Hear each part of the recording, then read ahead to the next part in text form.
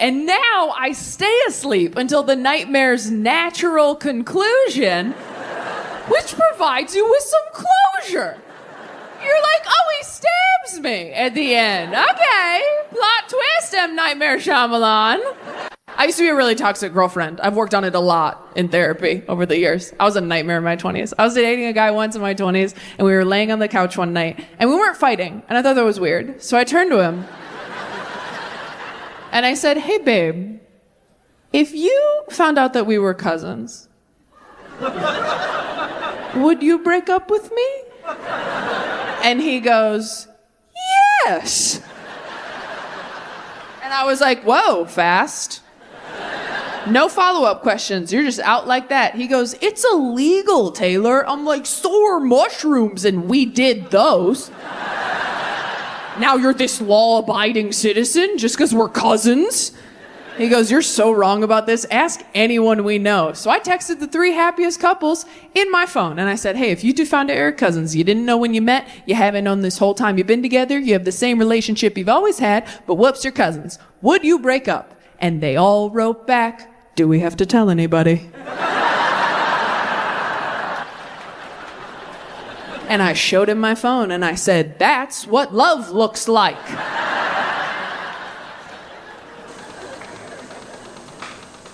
Quick poll. If you found out your partner was your cousin, clap if you would break up with them. Okay. That's a lot of people. No, don't discuss. Fight in the car. Fight in the car. Okay, now, if you found out your partner was a robot, clap if you would break up with them. Oh, interesting. Bit of a drop-off over here. Some of us clap for cousin and not for robot. Okay, so we're going to abandon our family, but we'll keep fucking the toaster. Okay, well, that makes sense. In therapy, I figured out the day in my childhood I became an emotional eater. I was 8 years old and I was eating a bagel in the kitchen, and my dad came in and he goes, you're gonna wanna put that bagel down. I gotta tell you something. And that's when he told me that my mom had died. So somewhere in my brain, something clicked like, oh, when you stop eating bread, people perish. I went back to 4th grade like the angel of death. Everyone's like, step on a crack, break your mother's back. I'm like, stop eating bread, now your mom's dead, dude. They left out that second part, but I had a list when I was 8. I tell you guys that because no one told me. They pulled me aside a year later at school. Someone's like, Taylor, your teacher thinks you might be struggling with a speech impediment. I'm like, what's a speech impediment?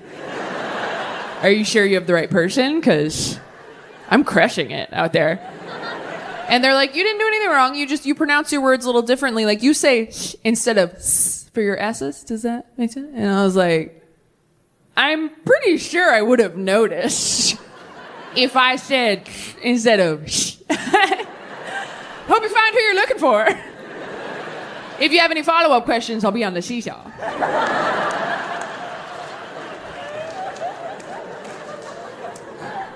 I know dead mom jokes make people uncomfortable. I know that. And if you are uncomfortable, I don't know what to say. You should have worked harder, so it was you up here.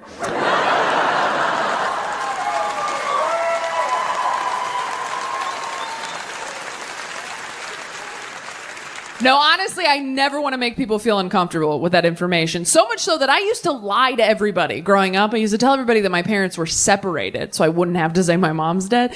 And that worked very well until recently a friend of mine found out I had lied. And she was very upset. She was like, your mom's dead? Taylor, you told me your parents were separated. And I was like, well, they were.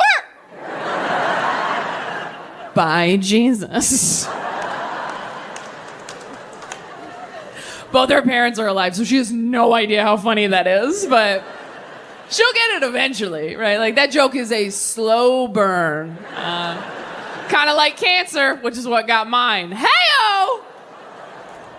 Okay, all right. Oh, here's the deal, Boston. We have another, 6 minutes of dead mom jokes. I know, you're getting like, oh no, 6 minutes, that's a long time. It won't feel long. I've cushioned her, all right? I have laid my dead mom to rest in a beautiful casket of dick jokes and pop culture references. There's something for everybody over the next 6 minutes. You'll laugh, you'll cry, you'll forget she's dead. But I know a lot's happening for you as a crowd right now, because you're like, Taylor, we're good people. Good people wouldn't laugh at dead mom jokes. I'm here to tell you that if you're trying to be a good person at a comedy show, you're wasting your goddamn time. Trying to be a good person at a comedy show is like trying to recycle at a theme park. You're already in here and part of the problem. Put your hands up and have fun. And I know you're good people. You're like, Taylor, we've known you for 25 minutes. We hate that anything bad ever happened to you even once. Thank you so much, Boston. But what you have to understand is the bad thing already happened. And now I'm talking about it into a microphone in front of people who paid to be here. Which means now the bad thing is money. Do you think I'd be this successful at my age if I had a live mom?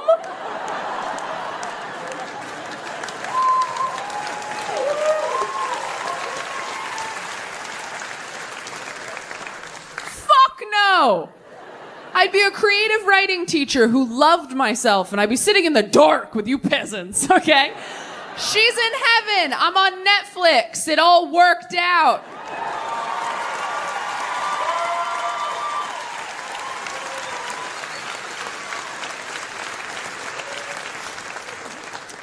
That is a real thing I said in therapy. To which my therapist responded, you should come in twice this week.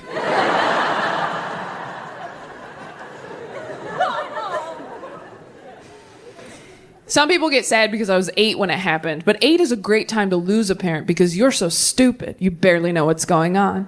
All Gen Z, they're all queer, they're all in serious relationships, and they are all so disappointed in me every time I start dating another straight white guy. They're like, come on, Taylor, fuck the patriarchy. I'm like, you guys, I'm literally fucking the patriarchy. Do you know how hard it is to continue dating straight men when you are surrounded by 3 queer relationships up close? Queer relationships are the most beautiful, thoughtful, creative things I've ever seen in my life. My sister and her partner are in a romance novel. Every time I talk to them, I'm like, hey, I know you had a hard week at work. You doing okay? And she's like, yeah, I did. So to cheer me up, my partner got me my favorite snack in a limited edition flavor. They got me a little vial of sand from the beach we went to on our first date. And you know how I always wanted an easy bake oven growing up and never got it? They found one on eBay. I'm like, oh my God, are they cheating on you? She's like, what? No, they just listen to me when I talk and remember things I say. And I'm like, what? No, go through their phone. This shit stinks. Go through their phone, trust me. She's like, okay, how are you and your boyfriend doing, Taylor? I'm like, oh, we're good. My boyfriend bought me a hot dog because he wanted one, and I was there too. You had to be there. It was so romantic. He was like, what? Sorry, too, I guess. I don't mean to shit on straight guys. You're very sweet. I've dated a lot of you, but oh my God, you are so proud of yourselves for almost nothing in a relationship. It is impressive to watch. Honestly, a straight man will put a candle in his bathroom and be like, I changed my whole life for you. And you're like, you didn't even light it, man. It kind of smells like lavender if you get down real close. I'd trade this candle for a slice of empathy, if I'm being honest with you. Have you tried to explain the concept of empathy to a tall, handsome white guy? That is a delicate conversation. You're like, okay, imagine that you're me, but I'm not. Okay. Hard to argue, touche. Imagine that you feel how I feel, but I don't. Okay.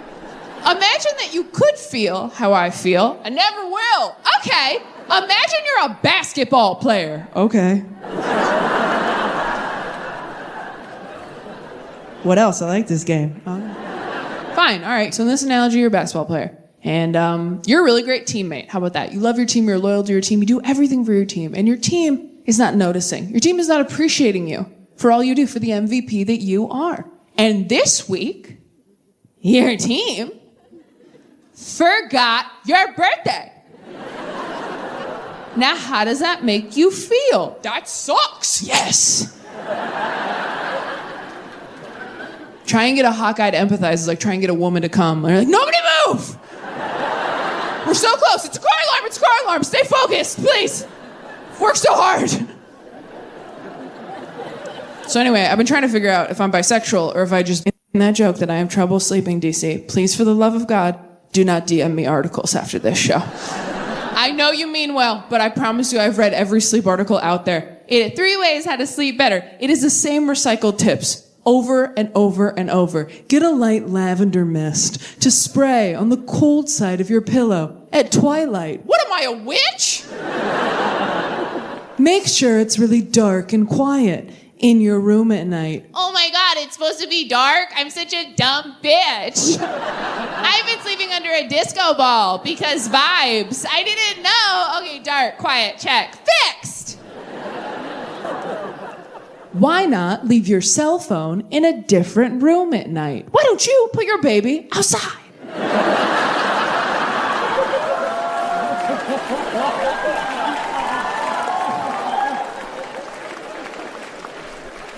This is not to say that I'm against sleep advice. I'm just jaded, you know? I think I feel the way about sleep tips the way a lot of men feel about porn, where I'm like, no, I've seen all the basic stuff. Send me something weird. Now I'm going to ask this question, and let me preface this by saying it's totally okay if nobody has an answer. I ask every audience every night. It's nothing weird. If you think that you have a weird sleep tip that I've never heard of, I've read every article, I've listened to every podcast, I've seen a lot of TikToks, I ask this question to every audience every night of this tour. If you think you have a weird sleep tip that I have never, ever heard of, I would love for you to raise your hand and tell me what that is. That being said, if anybody raises their hand and goes, have you tried the Calm meditation app? I will have you removed. It's okay if no one has one. Does anyone have a weird sleep tip? Oh, we got a confident one right here. What have you got? Masturbate? Bitch, please. You think I haven't tried masturbating? I don't go to sleep, I come to sleep. Next. All right. What else we got? Thanks for playing. All right, what have we got? There's 2 things. Oh. And I do them in order. Okay. You have to do a handstand. I have to do a handstand against the wall? Okay, yoga. No. This sounds like I need to be hotter for this. I can't. All right. I just want to hear the end. So you do a handstand against the wall. Yeah. Just for a couple seconds. Okay. Yeah, just easy breezy, beautiful cover girl. This is how hot people talk. They're like, just do a handstand for 10 seconds. This is no big deal. You're like, some of us are top heavy. All right. Anyway, sorry. Go ahead. Upside down. And then you sleep upside down. Okay, I haven't heard the handstand part, but I have heard sleep upside down because it changes the bed. Yeah. It confuses your body. Yeah, confuse yourself to sleep. Okay, that's one. I've half heard that one. Okay, so, we'll half give it to you. Anybody else think they have a weird one? Like, really weird? It's okay if nobody does. I'm just curious. You do? Okay, who said woo? All right, do it. What do you got? Listen to him talk. Listen to who? This guy. Listen to the guy you're with talk? Are you trying to get left? Or are you trying to offload your partner right now? Like, this one's available if he just talks and talks and talks. You fall asleep eventually. This bit right here. Wow, okay. That was fun. We all stepped in a divorce. Wasn't that a good time? That's the first time that's happened when I asked that question. Every night of the tour. Never gotten one of those. I can take this boring piece of shit home.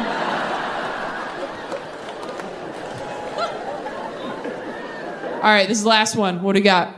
Listen to someone's random phone call in the other room. I've listened to my mom have a conversation with my grandma. You eavesdrop on somebody's phone conversation from the other room? You've listened to your mom talk to your grandma? Did you miss the whole part where I said, I am alone? At least the last girl offered me someone.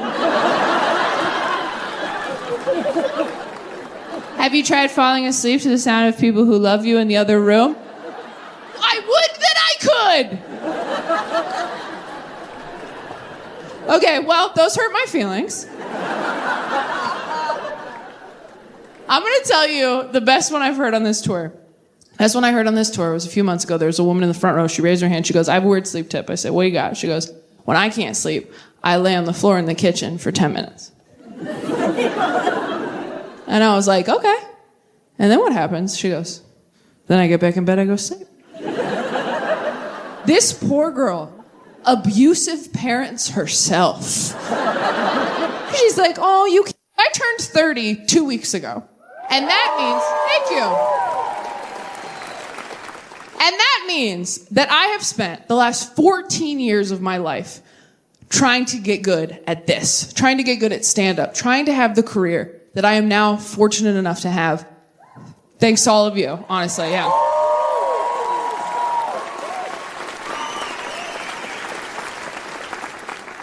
And as grateful as I am, and as lucky as I am, it has really made me, this year especially, go, oh no, I don't know if I'm going to be good at this other stuff. I mean, I know I'm a good comedian. I don't know if I'm a good person. I don't know if I'm a good parent. I don't know if I'm a good partner.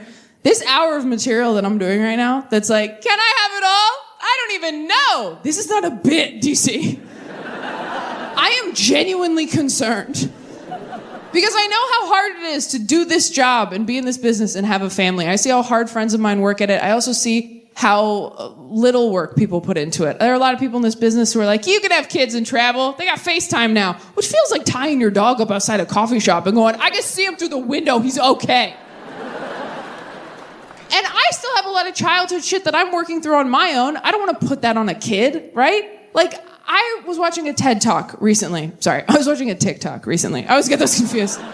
The information's still good, it's just vertical. That said, if you have childhood trauma you are still working through as an adult, you need to learn how to parent yourself as a grown-up. So I've been trying to do that in order to heal. I've been trying to parent myself. But I kind of feel like I got pregnant with me in high school. And I was not ready for this responsibility. And now I wake up every morning, totally overwhelmed, trying not to shake me. Like, okay, if I let you watch TikTok on my phone for 30 minutes, will you please stop crying? All my friends are like, are you okay? I'm like, no, I think I have colic. I kept me up all night. I love TikTok, but you know what's so funny to me about TikTok? All these kids on TikTok who are like lip syncing and dancing and like pretending they're in a music video, right? We all did that growing up, didn't we? Yeah, like alone in your room in the mirror, hairbrush, of course. But if anyone had walked in on you doing it, you would have killed yourself, right? And these kids are online, like, I hope millions of people see this. It's like, you could benefit from some bullying, I think.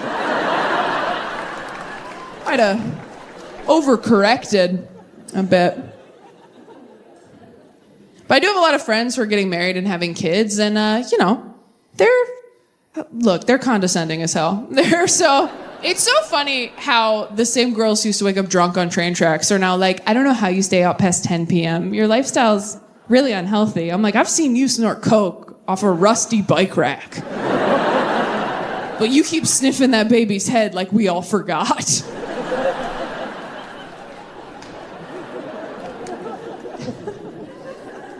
But my friends who have kids and are married, like, they complain about their jobs, and I do the same dismissive thing right back to them, where I'm like, well, yeah, but you're married, so you're fine. They're like, yeah, but I'm miserable 60 hours of the week. I'm like, yeah, but you have your dream dick, so you're fine. And it's not great. And I think part of it is that we're all turning 30. And 30 was this age in our heads where we're like, well, by 30, we'll have all our shit together, right? So that kept us going through our 20s. We're like, we're 25 and we're garbage, but in 5 years, we'll have it all figured out. And then you're like, I'm 27 and I'm just a piece of shit, but that I have 3 years to turn this around. And then you're like, okay, I'm 29, crunch time, bitch. And now that we're all 30, we're like, oh shit, our lives are not going exactly as we always pictured them. And so now there's this weird comparing that's going on, this weird tension. Like, I know that all of my friends both pity and envy me. Just like I know that I both pity and envy them, right? I know my friends look at me and go, yeah, I mean, I would probably focus on work if I was all alone. And I go, yeah, I'd probably have a bunch of kids if I had no talent. So we're all...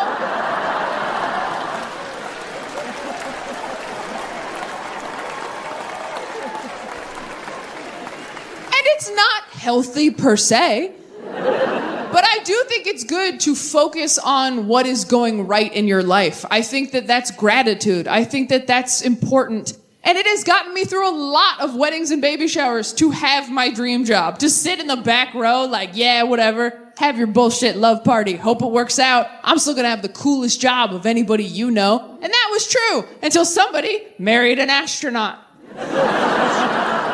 And everybody's so impressed. I guess astronaut beats everything. They're like, you gotta admit, Taylor, that's the coolest job. And I'm like, oh, he's gotta wear a costume or he'll die? Fuck off. That's a dumb job.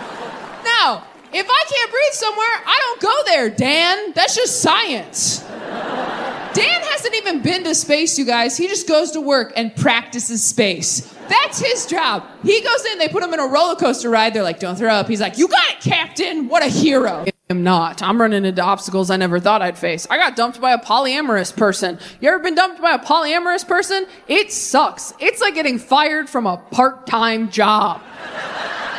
They're like, you can't even work here Mondays and Tuesdays. Holy shit. I didn't think I was going to like dating somebody poly.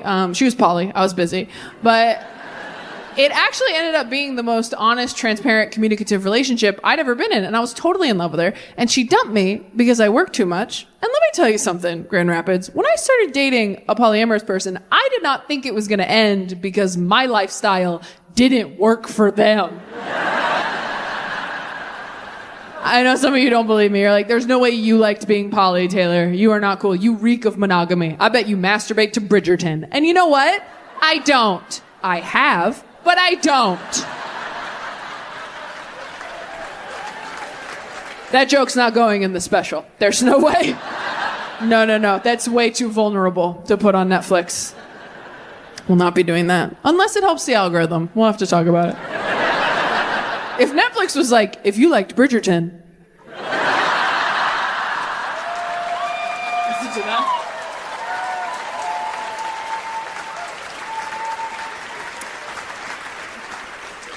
We always get the cast of Pirates of the Caribbean. We always get Shigo from Kim Possible. We always get Robin Hood the Fox version.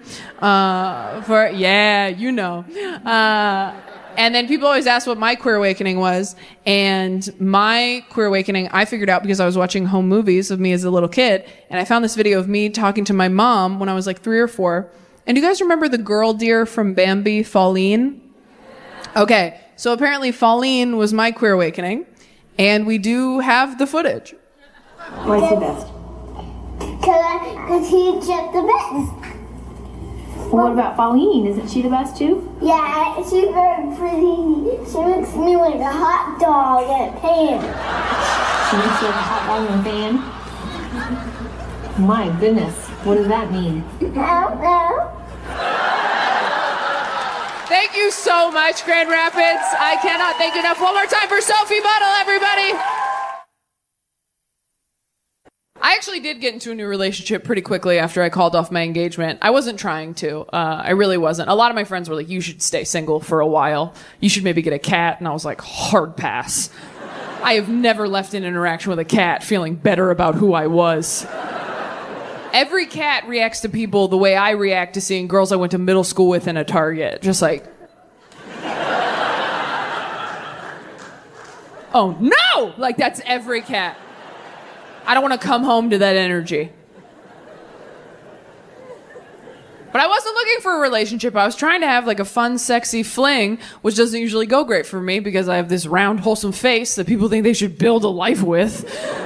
Every time I'm like, we could bone or whatever, guys are like, no, I'm all right. But you could meet my mom. Do you want to do that? You seem like you'd be better at meeting my mom than having sex. And they are not wrong. All right? I will meet your mom all night long. Moms like me so much for no reason. I was dating a guy years ago. We were totally on the rocks having problems. And I went to lunch with his mom hoping to get some advice. And halfway through lunch, she puts her hand on my hand and goes, you know, Taylor, my son's a lot like his father. And if I could go back in time, I don't know that I'd marry his father again.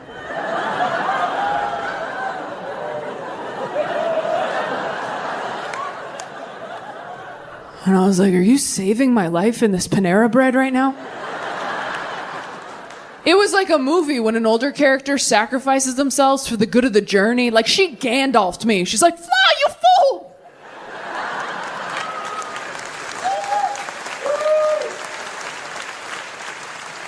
She was a bad mom and a bad wife, but such a good friend. Oh my God. Hoes before sons, am I right? I think about her every day.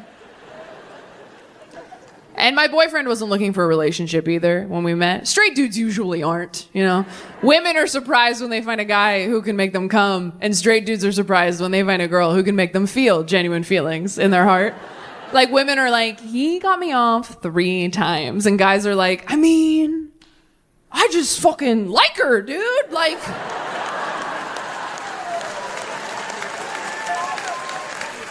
Like, we talked all day. I didn't want to hit her. It was nuts. She's just like my friend. I don't know. I want to like lick her heart, I think. Straight dudes are so proud of themselves for falling in love. It's really cute. They're like, I love you. Hell yeah, buddy. I knew you could get there. Women fall in love. We're like, I love you. Fucking again, you dumb bitch. You were supposed to love you first. You keep skipping that part. It is eat, pray, then love. Oh, God, it's okay. We'll try again in a year and a half.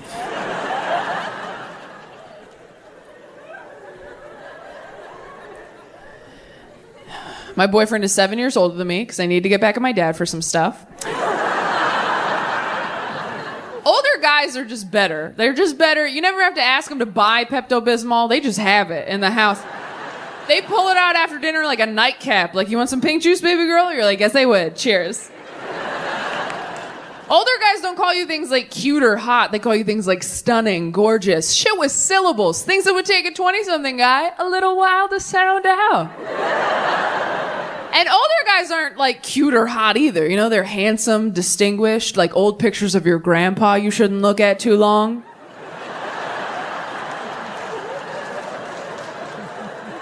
You ever find one of those in an old dusty box? You're like, who is that? Oh, that's wrong. Okay. They're not your family in those pictures yet. They're just the past. It is a gray area.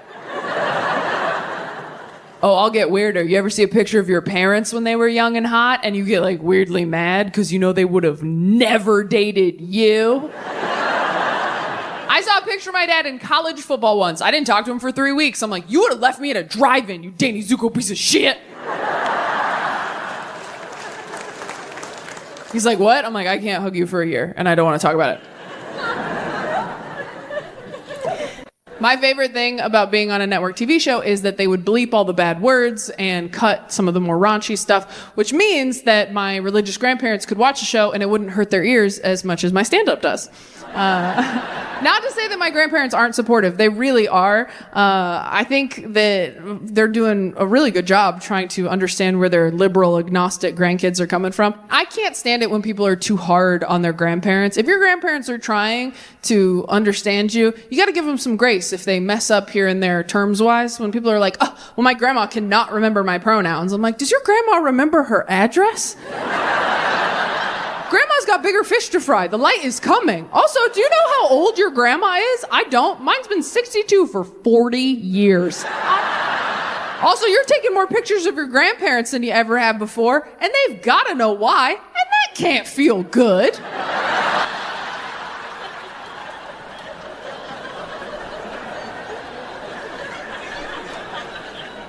My grandparents were the best example I have in my life of Christianity done right. They're very loving, forgiving, non-judgmental people. But my siblings and I are all agnostic because we didn't grow up with that type of Christianity. We grew up in our scary Christian house. And when you grow up with something that hurts you as a kid, you don't really want it in your Barbie dream house as a grown-up, right? I also don't wear belts or use wooden spoons. That's not a coincidence. Oh, thank God. We were all lightly abused. Again, did that joke in Sweden, thought they were gonna call somebody. There's nothing worse than admitting to a room full of people that you got hit when they got tucked in at night. It is humiliating. No, I don't keep anything in my house that hurt me as a kid. No Bibles, no belts, no bridge to Terabithia.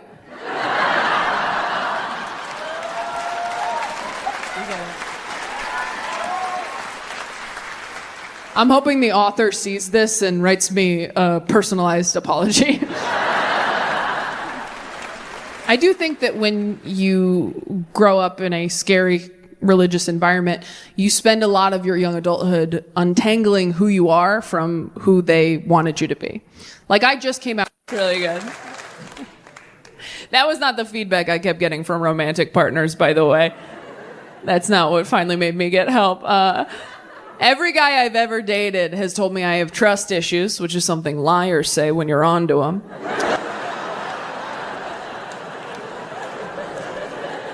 You have trust issues, babe. You have a hot coworker and a locked phone, so.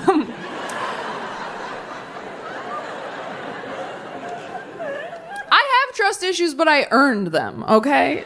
I absolutely earned them. Like, I got cheated on in college. My college boyfriend was sleeping with sex workers behind my back, or prostitutes if you're old and don't know that word's not okay to use anymore.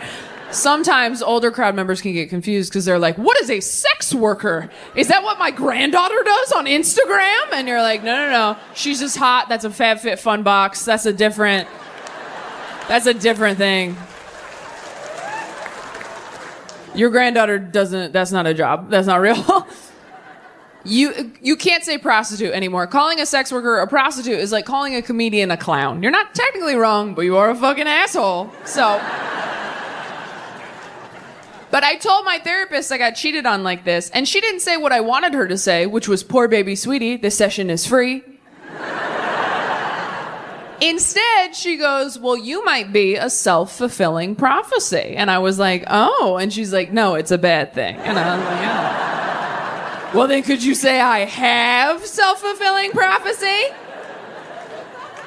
Is Selena Gomez a self-fulfilling prophecy?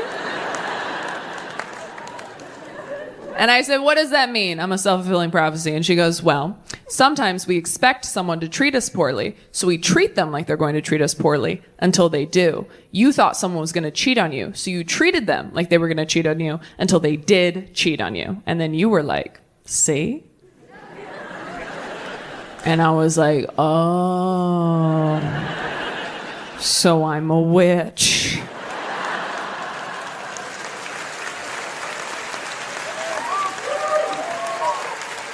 And she's like, ooh, so close, you're a bitch. You gotta get that me. I'm like, whatever, all I heard was Gryffindor.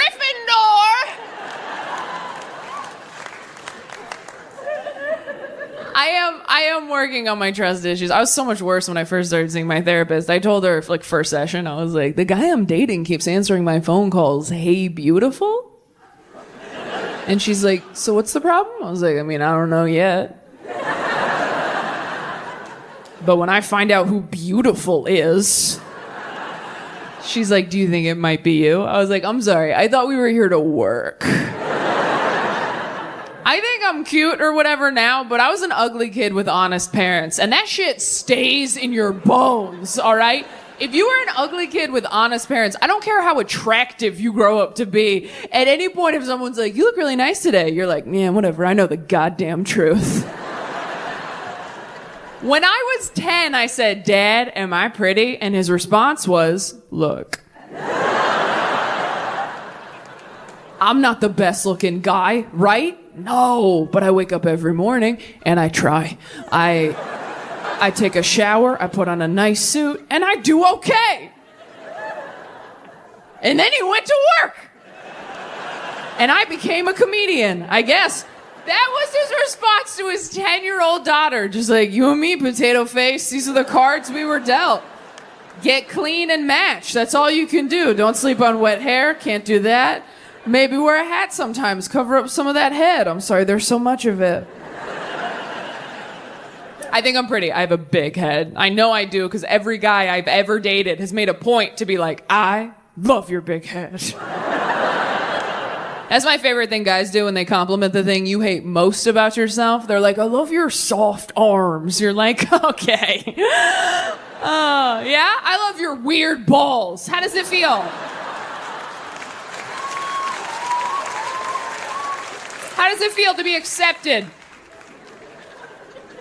I'm a nightmare to date.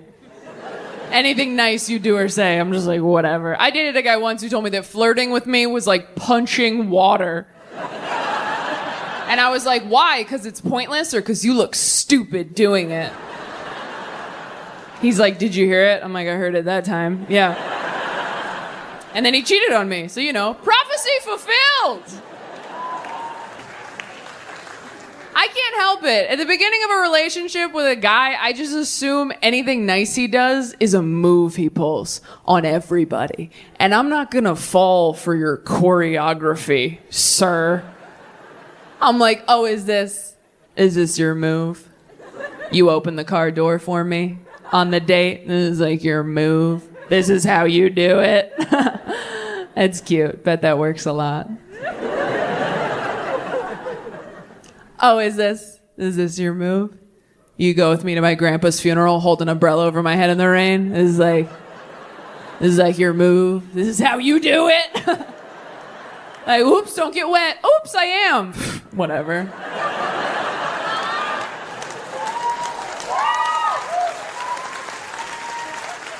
This ain't my first rodeo. I used to have 2 grandpas.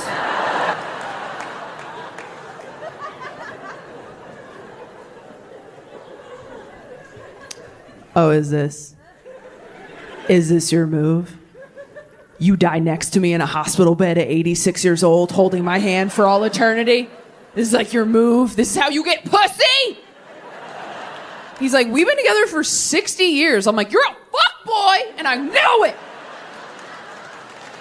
Don't bury me with this guy. He's been dying with other people behind my back. I can't prove it. Check his phone when he uses the bedpan. At 6. Okay, like 6:30. Do you have time to feel abandoned and worthless? Okay. 6:30 in the parking lot. It's a date. I love you so much. You're doing a great job at work. Bye. That's never happened to me once. Every feeling I have demands to be felt immediately. Every feeling I have demands its own parade. Every feeling I have just turns into that scene from Aladdin where he's pretending to be a prince. It's like, OMG, Taylor's hungry. This could get dicey. Needs a sandwich. Now she's a bitch. Take it from me. But I'm glad I've had this year to work on this stuff because I needed it. A parent die young, you tend to think about death a lot more than other people. I certainly do. I tend to jump to the worst possible scenario. I catastrophize constantly, much to the detriment of many of my relationships. I was dating a guy once and I said, hey babe, when you don't hear back from me for a few hours, do you ever get scared that something bad might have happened to me? And he goes, no. I get scared you're mad at me. Men would rather you be dead than mad at them. Men would rather be in mourning than in trouble. That's the truth. If a guy misses 5 calls from his wife, he's like, oh, I hope this is the paramedic who found her.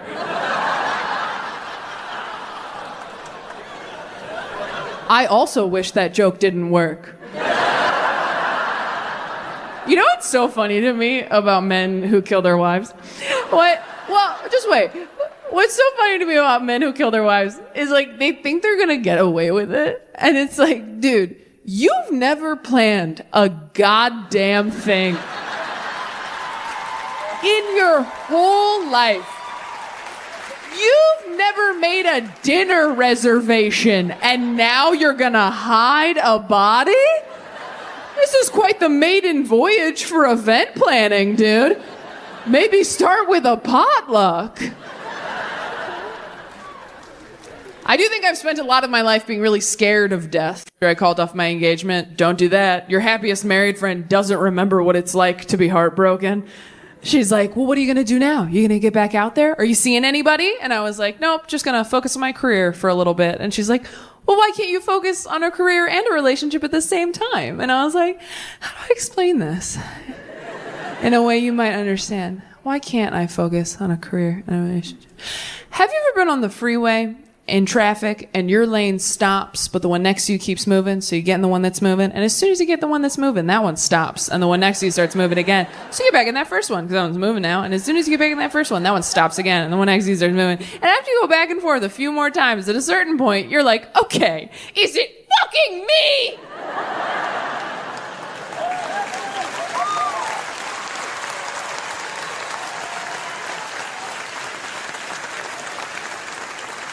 And And she's like, yeah, I don't know if I get it because, John and I, we usually just get in the carpool lane.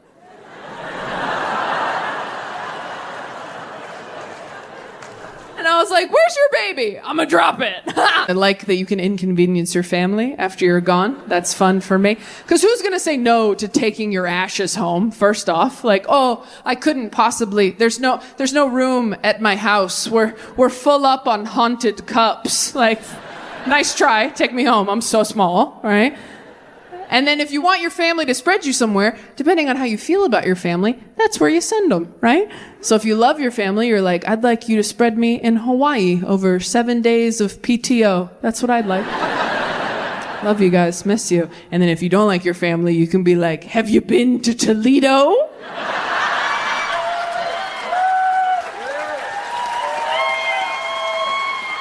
In January. Actually, no, I want you to do it right between Christmas and New Year's. My mom was cremated, and after my mom died, my dad got remarried, and when my dad got remarried, he gave my mom's ashes to my grandma because return to sender, I guess. You're right, I am so sorry. Return to manufacturer, that's what it is.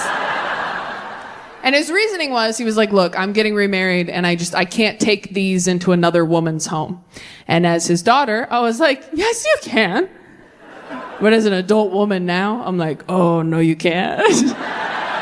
I've dated straight men. I don't like it when they follow their exes on Instagram. You're telling me if he brought a little baggie of her bones inside and was like, this lives under the TV forever, I'd be like, cool, love that there. No, I'd be passive aggressive at best. I would probably flush a teaspoon of her every day. Just.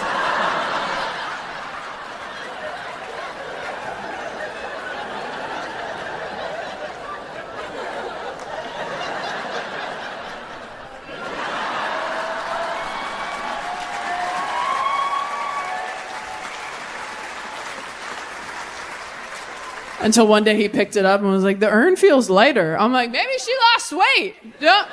Not you body shaming the urn, babe. You know what's funny about that joke? I don't even really feel that way anymore. I think a younger version of me felt that way. When you're single in your 30s, you don't care about so much. You kind of just want someone who's not going to bug you. That's really, in my 20s, I was so insecure, so toxic. I was like, I need to be someone's first and only true love, their one and only wife. I need to be with someone who does not watch pornography. And now I'm like, you can jerk off to your dead wife if you want. I don't care. You want to put her bones under the TV? Is the TV playing my show? Then that's great. You put as many bitches up there as you want. We'll watch Love is Blind as a family.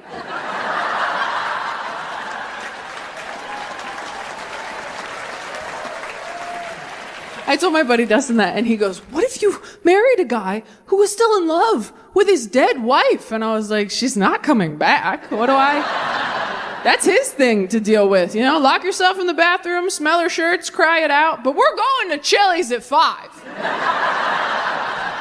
And the coupon's for 2, not 3. So get it all out of your system, babe. Hell, jerk off into the urn if you want. Hey, when life gives you lemons, make cement or whatever. It's romantic. She can swallow one last time.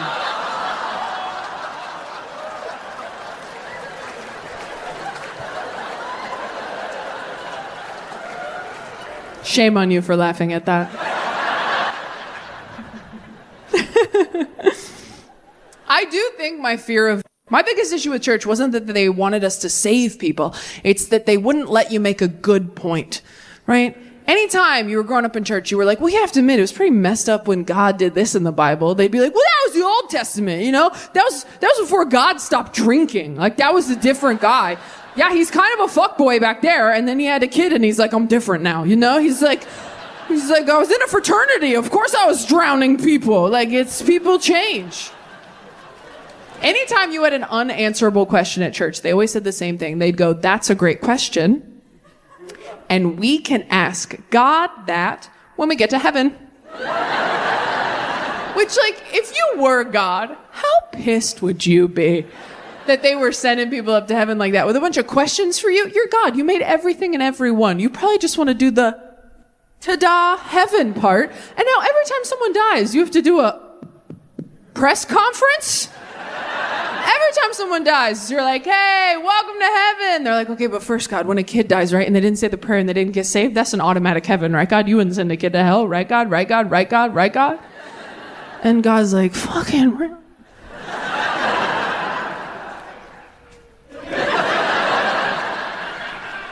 Seriously, dude, you're in heaven, bitch. Do you go to Disneyland? Like, hope all the workers get benefits. Like, shut up. You are a killjoy. Yes, the kids are in heaven. We muted the kids so we could all enjoy heaven, but yes. That's a dark one. I know, that's a dark one. I have a dark sense of humor, partially because I grew up in church. Church is a dark place. Every Sunday, you go to a big room where the underlying message is, won't it be great when we all get to be dead with Daddy? That's church. Can't wait to be dead with Dada. That's church. But I can't blame church entirely. I've been masturbating like this my entire adult life, and I recently mentioned it to a friend of mine. And you ever say something out loud and realize you never should have ever? I said it so casually over brunch, didn't even think about it. I was like, oh yeah, I mean, I don't think about anything. Well, I do that. And she was like, what? She put her fork down. What? You don't think about anything? And I was like, oh no, I mean, I think some stuff, obviously. And she was like, what do you think about? And I was like, oh, you know, just like, almost there, making a good time. You know, just like road trip thoughts, like, keep your hands steady, don't fall asleep.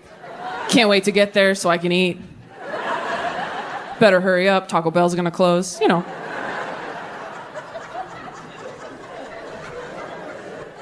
And she was like, that is so weird, Taylor. Why don't you just watch porn like a normal person? And I was like, ugh, I don't like porn. Every time I try to watch porn, I'm just like, you gotta shave there too? I'm tired and I'm cold. And I'm not against porn, okay? I'm not one of these people that's like, if you watch porn, it'll ruin your relationship. I don't feel that way, all right? I dated a guy once who was really into massage porn, where the masseuse would like fuck their client at the end, which means sometimes when we had sex, I got a massage!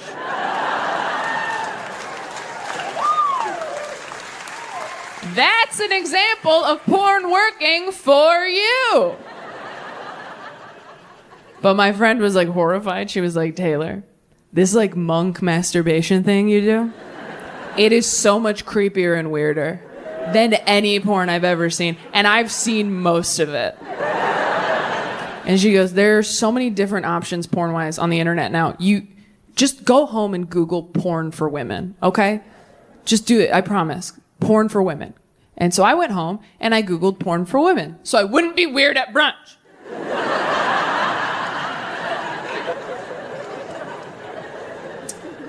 And a lot of surprising things came up when I Googled it. First thing that came up when I Googled porn for women was a link to Disney Plus, where all the Avengers movies are. Now, for me personally, they jump around too much. There's too many storylines. You're almost there with Loki, and now we're on Captain America. It's like, I have to start over. That's a different speed, a different pressure, and now there's a raccoon?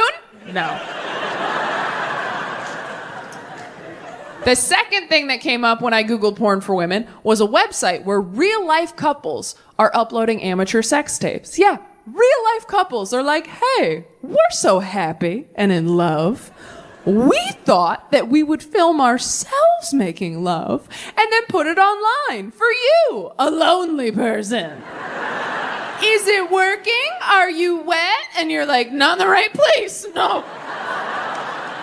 But congratulations, what you have seems really special. But the last thing that came up when I Googled porn for women, I did not know existed. It's something called audio porn. It's exactly what it sounds like. There's no visual aspect. It's all audio. It's not really a porn star. It's more like a porn voice actor talking you through a sexy situation. It's like a podcast, except don't listen while you're driving. And because it's for women, that just means there's a story, right? Anyone can watch. They don't check. They don't just hop on the mic like, now it's out, bitch! Like they ease you into it. And so the one I found is 20 minutes long. I will send it to you if you DM me. And the first 12 minutes, the story is just a man calming you down after you've been in a car wreck.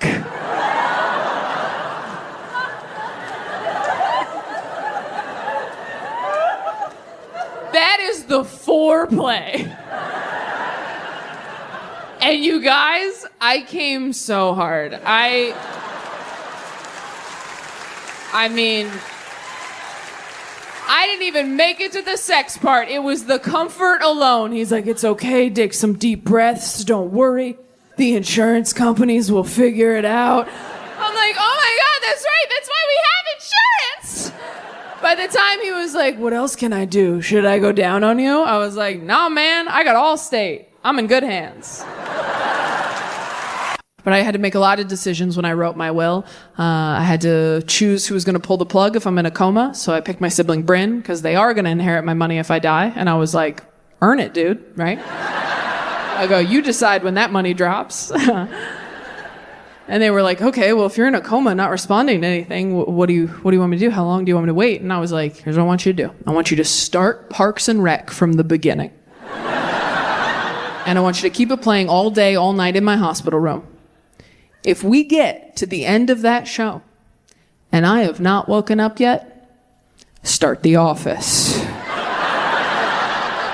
And then when Steve Carell leaves, just kill me. Do not make me watch Andy be manager. Don't do that to me again.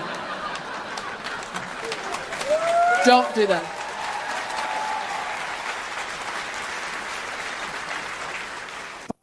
Of being single. I used to just jump from relationship to relationship to relationship because I was so scared that I was going to die alone. And now that I'm older, I'm like, I'm not going to die alone. I don't go hiking by myself, all right? Someone will be there when I die. A doctor, a murderer. Someone will bear witness. But I've been single for the last year now, and it has been the most relaxing year of my entire life. It has been lovely. Waking up every day going, oh, no one's going to make me cry today but me. The peace, it's lovely. Here's the thing. Being single is not what sucks. Dating is what sucks. And you can opt out of that. Dating is what's shitty. The constant push and pull of hope and disappointment. Dating feels like being a stuffed animal in a claw machine. Like, oh my God, it's happening! No, it's not.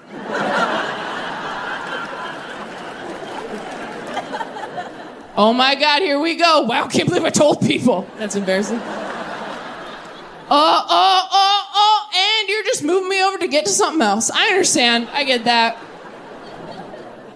And things change so quickly as you're getting older, too. I had a friend. I didn't talk to her for a couple weeks. I called her to catch up. She goes, you'll never guess. I think I met my soulmate on Bumble. Gone, just like that. They're getting married this spring. We were lying in the same pile of stuffed animals for years. I closed my eyes for 2 minutes, and when I opened them, she was outside the glass going, it'll happen for you, too!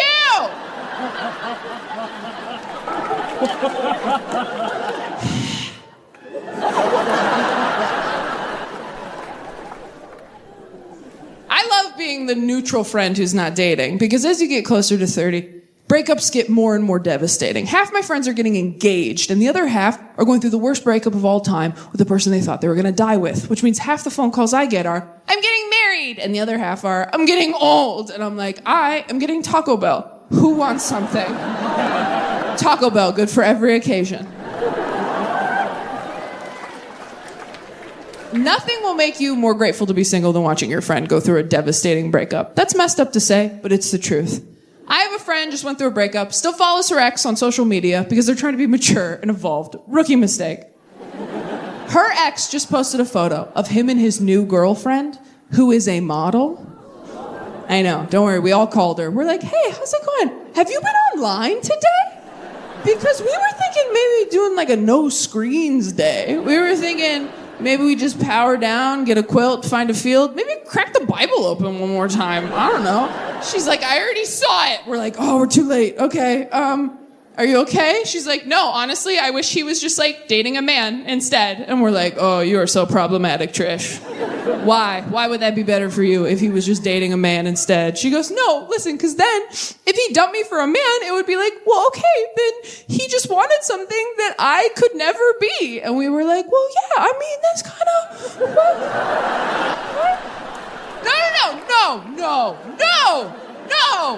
No, we think you're so pretty, babe, but like a model? Like that's kind of like a different, like look around. Don't you think if you were a model, we'd all be models? But this isn't model squad. This is personality squad. Like this is a different team you're on.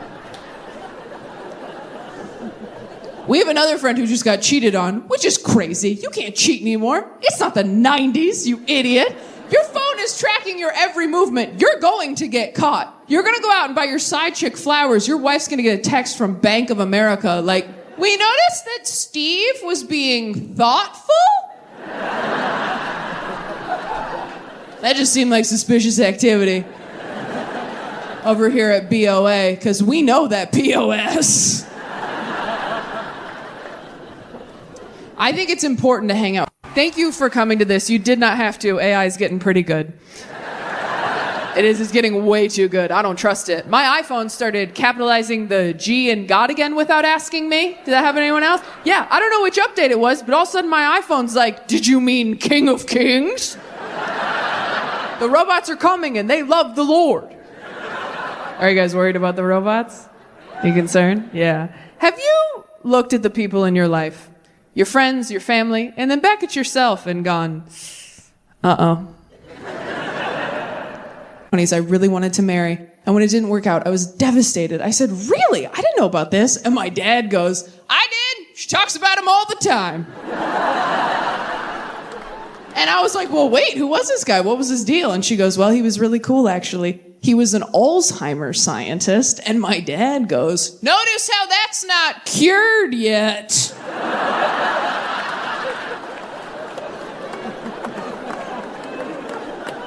And she's like, wow, honey, well, I hope we never get Alzheimer's. He's like, I hope we do, so we can all forget about this guy.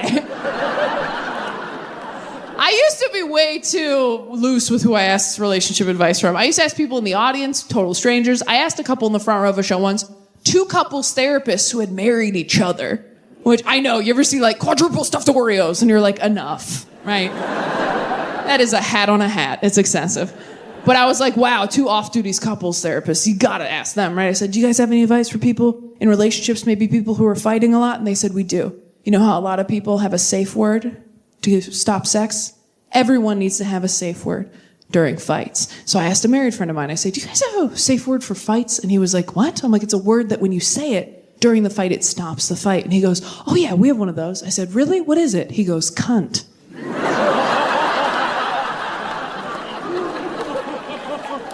But I have to say it doesn't really work if she says it. I was like, Jesus, I was looking for like pineapple, dude, but...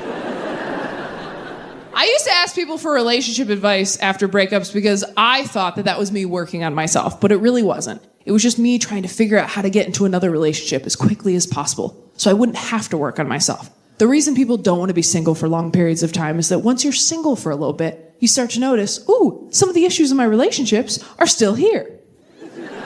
And it's just me now. There's only one set of footprints in the sand. And no one's carrying my ass, right? Like, I've realized in the last year, I still have a lot to work on. I've realized I'm very petty in relationships. I realize that because I don't wear perfume when I'm single. Don't even think about it. I wear perfume when I'm in a relationship, though, because I know that if we break up and you smell that smell later, you'll get sad. And that makes me happy. I don't wear perfume to smell good. I wear it to haunt you later. I was on a first date with a guy. I realized we both had 3 younger siblings. I said, oh my God, let's text our sibling group chats right now. Ask them what our biggest flaw is. I'm so fun on a first date. I can't believe I'm alone. He texts his brothers, hey guys, what's my biggest flaw? And they write back, works too hard, cares too much. One of them wrote back dyslexic, which I thought was pretty funny. He couldn't read it, but I could. I text my siblings, hey guys, what's my biggest flaw? And my brother writes back immediately, probably that you expect everyone to hurt you, so you just leave before they can. I was like, dude, I'm on a date right now. He's like, oh, sorry, it works too hard. I thought this was a secure line. I'm a very emotional person. I'm a very emotional partner. I think I'm run by my emotions. Did you guys know that some people feel their feelings privately? Have you guys heard about this compartmentalizing bullshit? Some people apparently have these polite little feelings that shuffle up to them during the day, tug on their sleeve, like, hello, excuse me, I need to be felt at some point whenever you get a chance. And you're like, oh my God, well, I'm at work right now. And you're like, oh my God, you're at work? I'm so sorry. Do you have time later? Well, I get off. I do like having sex with men sometimes. I will say, does anyone like sucking dick for real? Does anyone really? Yeah. Oh, wow. Good for you. Just a quiet hand raise. That's beautiful. That's so nice. Wow. Heroes among us. Good for you. I like sucking dick the way I like going for a run. I'm proud of myself after. But during, I'm always like, why'd I do this? I didn't have to do this. There's other ways to get where I'm going. But then afterwards, I'm always like, wow, the power of the human spirit. Really is all mind over matter out there. But then during, I'm like, people should be throwing little cups of water on me for being so brave. But then afterwards, I'm like, nice, got my time down.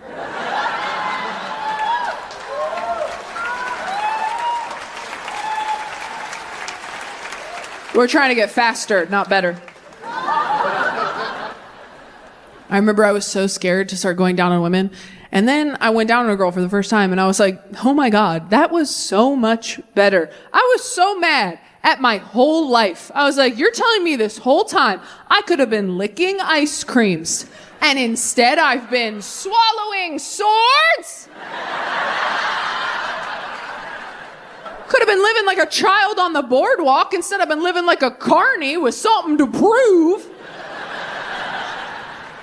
Not that I'm like killing it at queer dating. I them with the guy she's dating. I was like, really? She goes, yeah, would you ever have a threesome? I was like, oh my God, no. I didn't want to hang out with two other people. I've never been in the middle seat on a flight fighting for an armrest. Like, wish we were all naked. That would be cool.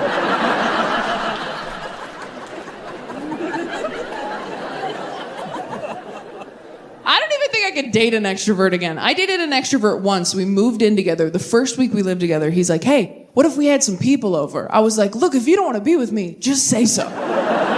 You want to have people over what? My dead body? If you're an extrovert and you're in love with an introvert, you gotta understand, asking us to invite people over is like asking us to do anal. Watch our face change. Like, I'm sorry, is it your birthday? Seems like a big ask for a random Tuesday. I live alone now. It's incredible. I fall asleep in the middle of the bed like a boy king, just like, good night, Joffrey. It's fantastic. I eat all the food I buy. Every grocery I buy, it goes mere, it goes bad. That's power, DC. Yeah. If I clog the toilet at home, I don't have to deal with it right away. That's freedom, DC. When I lived with a man I was attracted to, I was always like, no, please, toilet, don't tell him I'm a human woman. I beg of you. Take my dark secrets to your watery grave. Remember our bargain. Now I'm like, you loser, toilet. That's what lids are for. You want to see the sky. Do your job.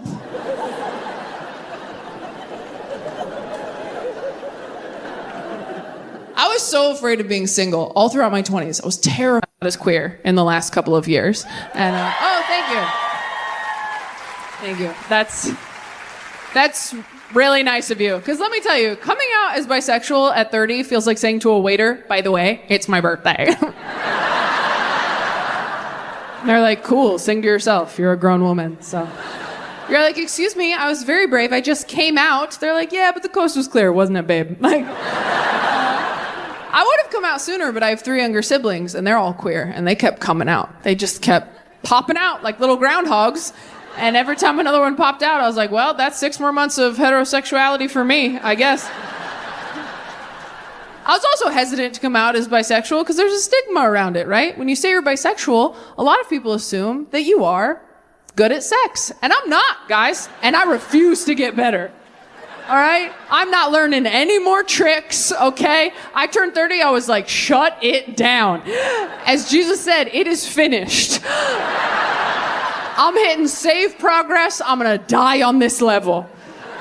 But But I didn't want to tarnish the brand of bisexuality. I didn't want to bring down the team. I have so many queer friends who are so open and free with their sexualities. It's like, oh, it's so fun. I have so many like Samanthas in my friend group, and they're so fun and inspiring. But I also think we need some gay prude representation as well.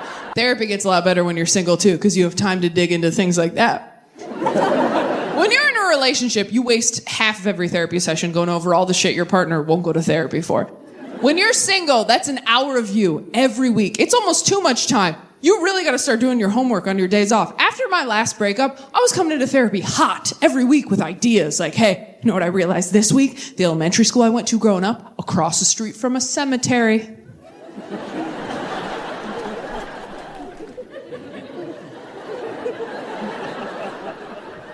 And she's like, okay. And I'm like, I don't know, but that really seems like something, doesn't it? I bring the ingredients, you bake the cake. I'm not a doctor. I went down deep inside me, found something scary, brought it back up to you. I was so brave. Where's my treat?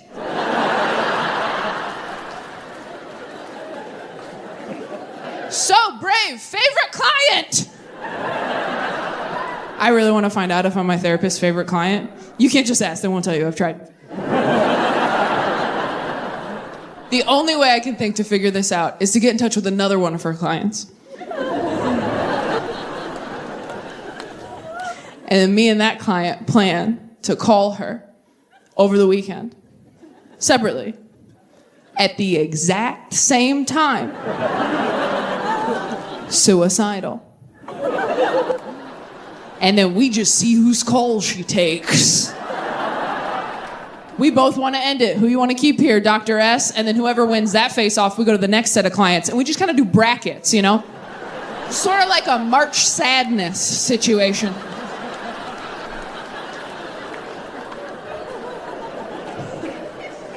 Play an important role in their lives. I love to third wheel it with my married friends. Go out to dinner, see a movie. Because I love that moment when they walk up to meet me in front of the restaurant. And I can tell that they've been fighting in the car.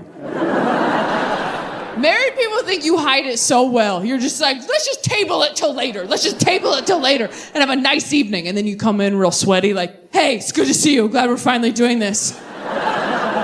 Did they bring bread? They should have brought bread. The bread should have beat us here. Hey, can we get some bread, please? Can we get something to do with our hands other than attack each other, please? How are you? Tell us about you. Don't make me look at her. Don't make me look at her. And that's when you, as a single friend, get to tell your married friends all about dating nowadays. You get to tell them about the ghosting and the catfishing and the deep fake AI porn. And you know they get back in the car a few hours later like...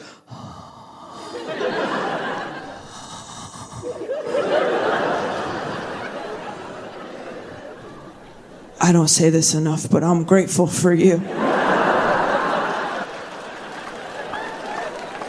Hang out with your married friends. Go to their barbecue. I'd love to come. What can I bring? Ice, dessert, perspective. You want to know what the best part about being single is, though? I thought I was on an antidepressant. It turns out I'm not. It turns out I'm actually on a mood stabilizer that they use as an antidepressant. Fun fact about prescription drugs. Everything they prescribe, they actually use for like 4 different things. So you don't really know what your deal is until you find a combo that works and then Google all your pills by yourself. So after years of trial and error, I finally found a combination of things that worked for me. And 6 months ago, I decided to Google it, because what the hell? And it turns out that everything I'm taking is primarily used for bipolar disorder. So I went back to my psychiatrist and I was like, hey, do we think? And she was like, oh, yeah.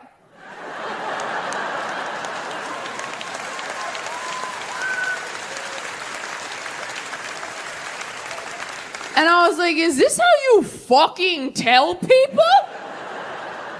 And she's like, no, of course not. We didn't know. I'm glad we figured it out. And I was like, we? I said, you really didn't know that I was bipolar? And she goes, no, of course not. We thought we were treating anxiety and depression. And I said, okay. Because this kind of feels like a putting your dog's medication in cheese situation.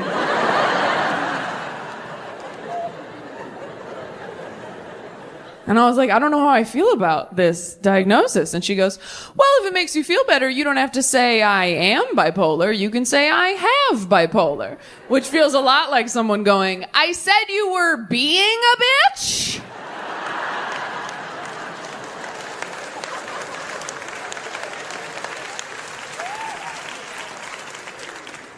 I'm so glad I know that I'm bipolar now. I mean, I have the right meds. I got a mood ring. I'm handling it. But when I first found out, it was a very tough pill to swallow, and I've swallowed a lot of pills. Because when you first find out something like that, you're like, oh man, am I gonna tell anybody? Should I tell anybody? And if I do tell people, am I hot and or talented enough to be an inspiration?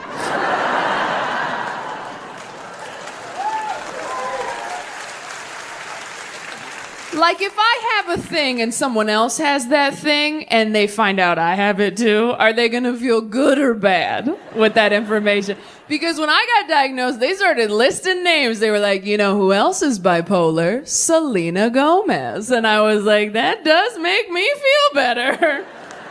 She is very pretty. Okay, I'll be bipolar. I did not grow up in a household that was very like mental health conscious. Like, we were very religious. I don't know if you've ever tried to tell your conservative dad that you have a mental health issue. It doesn't go great. When I was in high school, I was like, Dad, I think I'm depressed. And he was like, you just need some protein. Get a scoop of peanut butter. Yeah, there's a lot of dads out there just white knuckling it through life right now. Clinging to a jar of chunky Jif like it's the answer. Just a buoy in the storm. It'll pass. The only mental health advice my dad ever gave me is I was having panic attacks in high school and I didn't know what they were. And I was very stressed out. And I was like, I don't know what to do. I don't know what to do. And I feel like this. I don't know what to do. And he goes, all right. All I can tell you is that when you feel like this, get as far away from the people you care about as possible until you feel different. Which is advice you give a werewolf. Like, just run into the woods so you're not a monster anymore. Don't let them see you change. They won't accept you for what you truly are. And I had friends who scared me too when I was trying to get on medication. They were like, ugh, I tried antidepressants. I didn't like how I felt on them. I didn't feel like myself. And now that I'm on them, I'm like, yeah, me neither. It's the best. Okay? And I do feel like myself. I just feel like now someone's sitting on me going, shh, stop talking. You will ruin everything. We are trying to help you. You'd be married right now if you just shut the hell up. Remember that? Yeah, us too. We are trying to help you. Go to sleep. Choose a different adventure.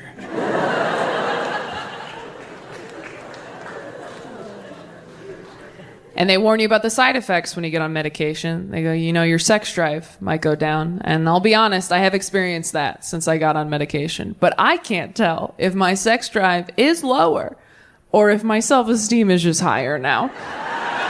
You know?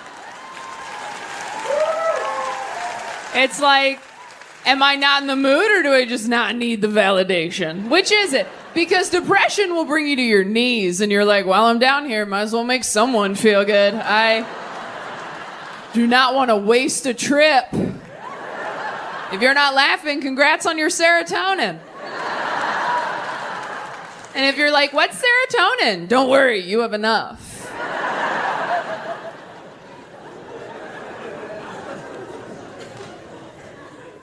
I wasn't sure if I was going to talk about it on stage, and then I needed new material, and I was like, fire sale, everything goes. No, truthfully, I was surprised that I felt so bad about it, because I think I'm pretty open-minded, and I don't think anybody should feel bad if they get diagnosed with a mental illness, because it's just information about you that helps you know how to take better care of yourself. Yeah. Being bipolar, there's nothing wrong with it. Being bipolar is like not knowing how to swim. It might be embarrassing to tell people, and it might be hard to take you certain places.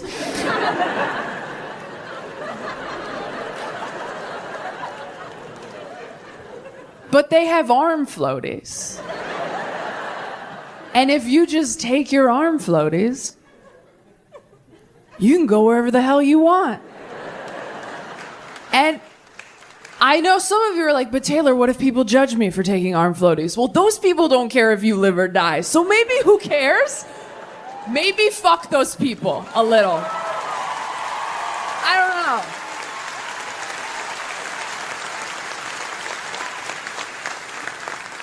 That being said, you have to take your arm floaties.